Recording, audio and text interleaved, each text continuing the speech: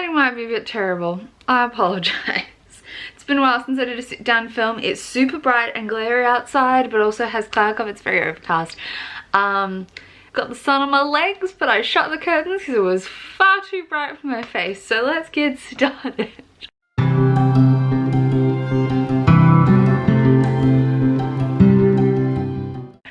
Today we're filming a handful of videos. These are all basically TBR videos, which you will see coming out of the next little while. Today, coming up this week, you'll see this in the next video. This is my May TBR and my May anticipated releases video, but there are a lot of things that I'm not going to include in my TBR because I am going to be participating in Read-a-thon in May, which runs for 2 weeks in the middle of May. It's hosted by Gavin from How to Train Your Gavin, and I'm going to be reading a lot of things for that I'm not going to include in this video. It's going to have its own TBR, which I'm also filming today. So those are our 3 videos. This is my May TBR. Let's get started. So the other kind of readathon-y thing I'm planning on doing is I'm loosely participating in the Asian Readathon. I'm not working hard to meet specific prompts, but I'm going to try for the first part of the month to read exclusively from Asian authors until Readathon starts. So I have a handful of things here for that. So from the start of the month, and that's basically what most of this TBR is, because it's probably things from my anticipated releases video that I'll be reading at the end of the month, which I don't ever include in these TBRs.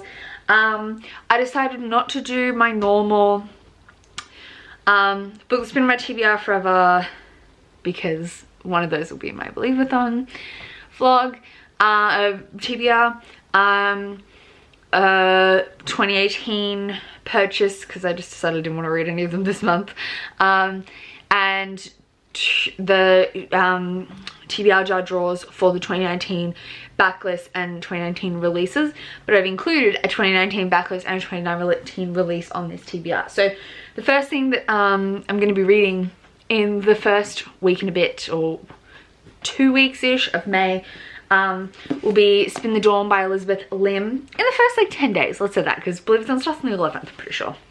So first one will be Spin the Dawn by Elizabeth Lim. This is from my 2019 purchases. It is a Chinese inspired fantasy by with an Own Voices author. Elizabeth Lim, I believe, is Chinese American. I'm not 100% sure, but I think so. This has been called out for having some problematic disability rep, so if you're concerned about that, do check out our Own Voices reviews for the disabled representation, and trans reviews as well, because this does involve a cross-dressing trope. I'm not sure exactly how they play out. I also don't really, I'm not disabled, I'm not trans, so I can't really comment to those.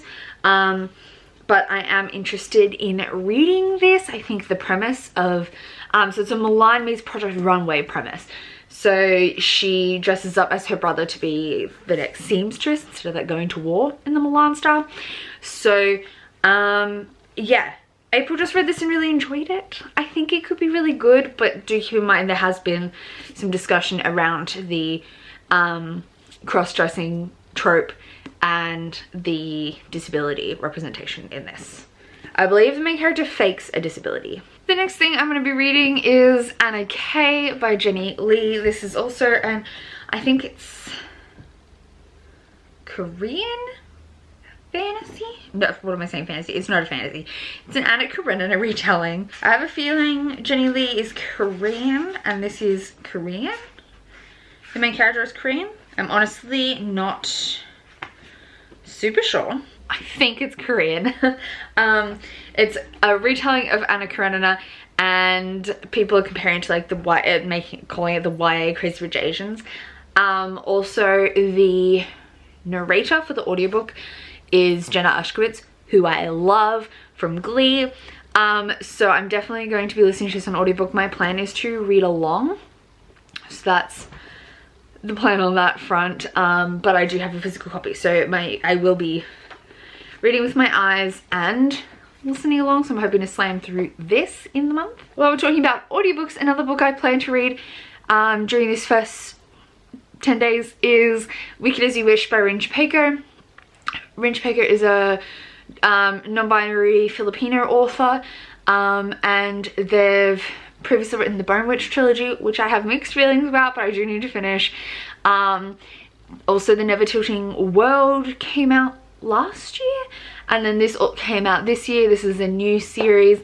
It's a like urban modern fantasy. I'm not really sure.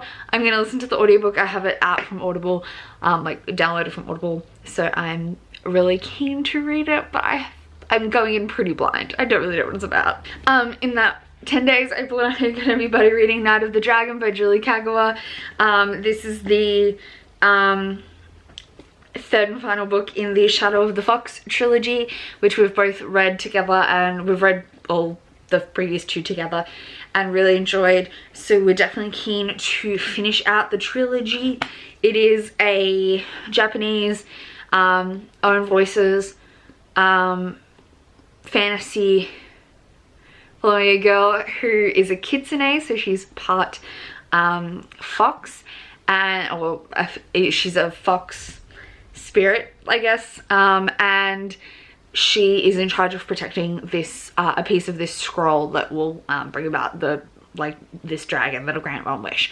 And evil people are also after the scroll, obviously. It very much reads like an anime. It's kind of episodic within the book, especially in the first one. The second one maybe a little bit less so. First one definitely. And we both really enjoyed it, so April and I are definitely going to be reading this in that week. This is definitely on the cards. Sorry, I felt like I was falling off my bed. Let me just rearrange you a little. I'm stepping back. I feel like one of my slats has moved. The other book that I'm definitely going to be reading during that 10 days is The Wolf of Aranyaro by K.S. Veloso. K.S. Veloso is also a Filipino author. And this is it was previously self-published, like indie published, and has now been picked up by Orbit. And it is a high fantasy, adult high fantasy. I believe the main character is it's more like mature. She's a mother, and dealing with her ex-husband, the king, and there's assassins. And it says, they called me the bitch queen, the she-wolf, because I murdered a man and exiled my king the night before they crowned me. The sun just came out. Calm down. But I'm so excited for this. This I will definitely be reading in that part of the month, because I'm obsessed with the idea of it, and I haven't been able to get around to it yet, but I'm prioritizing it for this. Some other books, a couple of other books I have here that I will pick up if I have time. I am expecting the mail any day. Silence of Bones by June He. This is a new Korean why do I keep calling everything a fantasy? It's a Korean thriller set in modern day Seoul. I think it's modern day. And it is a YA thriller, I believe. I pre-ordered it. It's on its way, so I plan to try and find time to pick this up. April and I will probably better read it together as well, because I know she's got a copy on the way. I also might pick up, if I get time, Seven Deadly Shadows by Courtney Alameda and Valen A. E. Matani. This is a Japanese inspired, I think this one is a fantasy. There's again, it kind of is similar to Night of the Dragon in that there's shrines, and I believe they're trying to protect something in the shrine, but I believe this one is like modern day, whereas this is more feudal, if that makes sense. Whereas this is like modern day Japan. And it has, she enlists the aid of 7 ruthless Shinigami to help stop the brutal destruction of humankind. So I'm interested in this. Obviously I picked it up. Actually, this was a gift from April even. But I don't know what to think about this yet. This is probably lower on the list of, I might not get to this, but we're gonna try.